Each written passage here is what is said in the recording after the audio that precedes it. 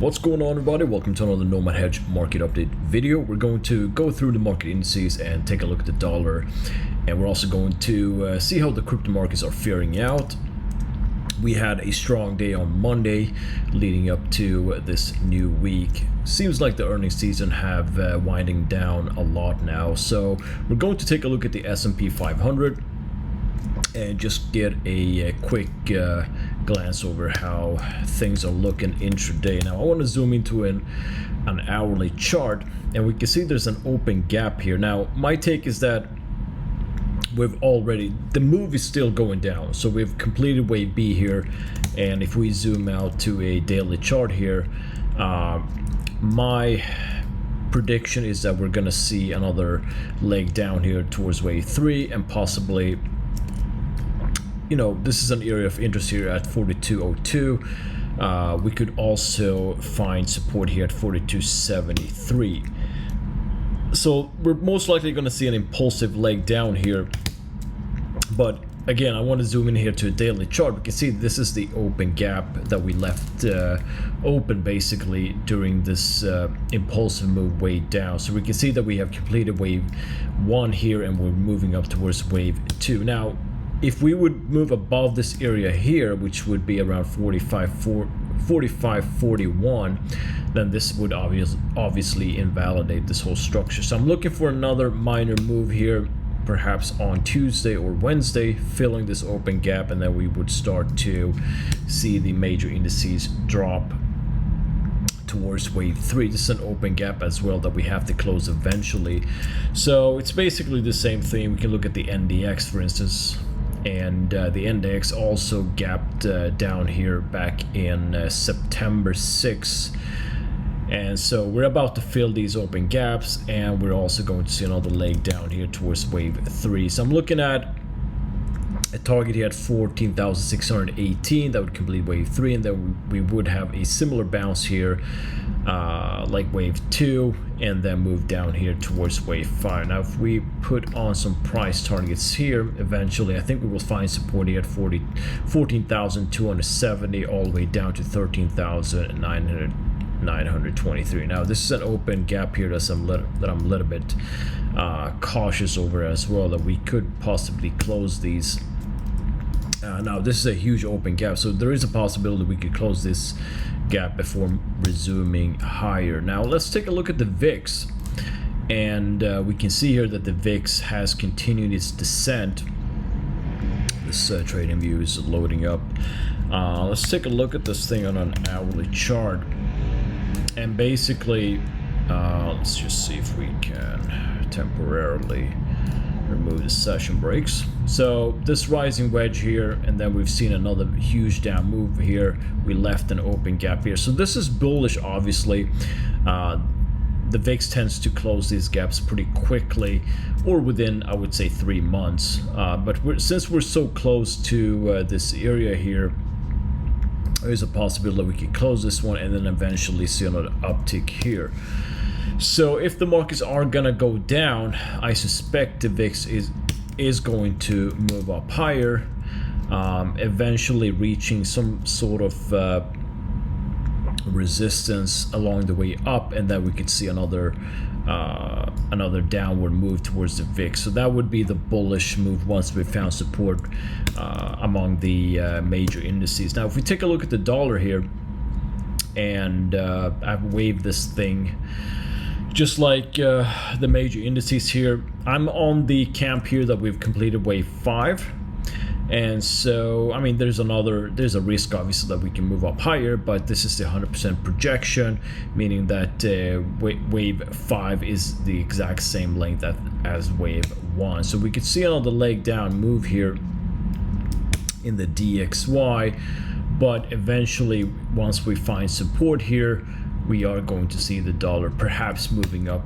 much higher if this correction is completed. So if the dollar is going to start dropping, that's going to support equities, and this has been a major move here for the DXY. You can just see here back in, it all started here in the middle of July, so we've seen almost a 5.6 7% gain here for the DXY. So it's been a pretty sharp move. So I would not be surprised to see a breather taking place right now. I mean, you get to take a look at the yields as well. The 2-year defended this trend line here.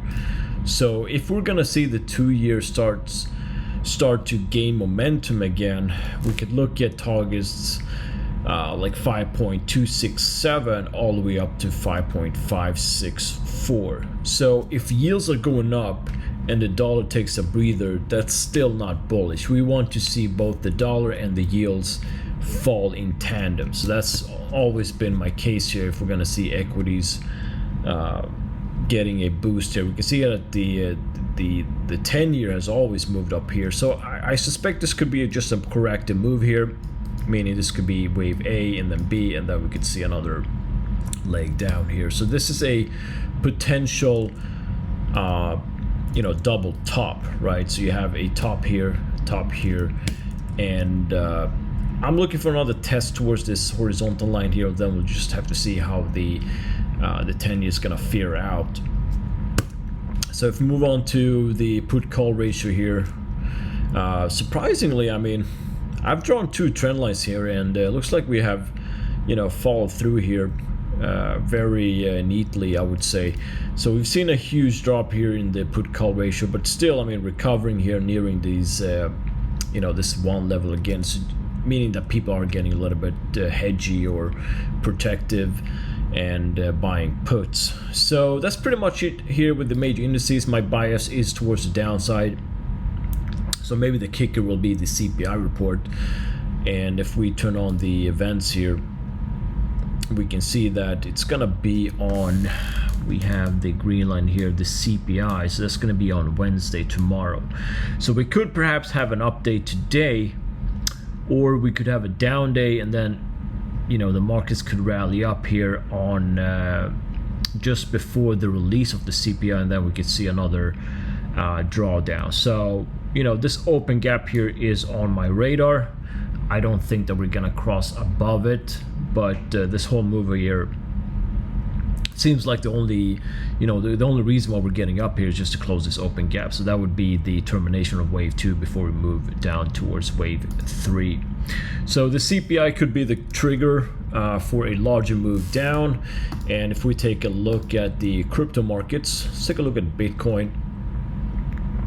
And we can see here we have Bitcoin recovering after this downfall here on Monday. So Bitcoin took a hit. Now, I said before, I tweeted this on Twitter, one could make the case for a head and shoulder here, but where is the I mean, it's a little bit difficult here to actually draw the horizontal line. Now where's the neckline here? So this has been an area of interest here. So we broke below it now, and it looks like we're retesting it.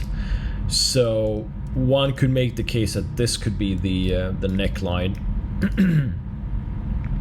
Let's make this one dashed, and I don't know. I mean, we can see here that there's a lower low trend line here, and then this is just a parallel of the one below it. So we could perhaps see another leg down here follow through, but ultimately I think my target here is going to be around 23,500 all the way down to 22,400, and then that would complete wave A here of large degree. So the bias is still towards the downside here for BTC, in my opinion. It was a huge market sell-off yesterday, so we're looking at that CPI report again, and we'll just have to see how the market's going to react. So these are price levels that I'm closely watching here, and that would terminate wave 5 before making another move up higher. So that was pretty much it with the crypto markets, major indices. And I'm looking at a few stocks here that are setting up. Obviously, September is a down month. September is historically also a very bad month for crypto markets, especially Bitcoin. So I'm looking forward towards the end of September, looking at stocks that are setting up, building bases, consolidating, and that would be a good opportunity, I believe, before before market setting up for October and beyond. Okay, so that's typically the seasonality of the markets, that we have a down month, that the markets are trading down during the month of September. So we're in the midst of it, and just look for stocks that are setting up. You can follow me on Twitter, and I'll post interesting charts of stocks that are setting up, and with some good entries and risk reward. So be sure to follow me on Twitter. But anyways, that was just a quick update here for the major indices and cryptos in general. So if you haven't already, be sure to like and subscribe to the channel. Follow me on Twitter. You can also follow me on Instagram, the Nomad Hedge, and the same handle across the board. And if you made it this far, thank you so much for watching, and I'll see you guys in the next one. Take care for now.